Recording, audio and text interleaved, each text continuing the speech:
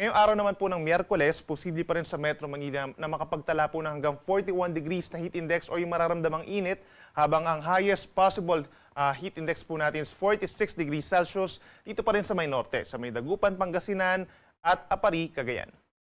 Base naman sa ating heat index forecast map for today, asahan pa rin ng malaking bahagi po mga kapatagan at mga coastal cities and municipalities sa may Luzon, Western Visayas, Samar provinces at hilagang bahagi ng Mindanao makakapagtala po ng dangerous levels of heat indexes, itong mga kulay orange. Kaya make sure pa rin po na hydrated tayo, uminom ng maraming tubig at iwasan pa rin ang paglabas sa tanghali simula po 10 a.m. hanggang 3 p.m. Kung hindi talaga may iwasan, magdala po ng payong or sombrero pananggalang sa init na siya magagamit din natin kapag may mga isolated thunderstorms pagsapit po ng hapon.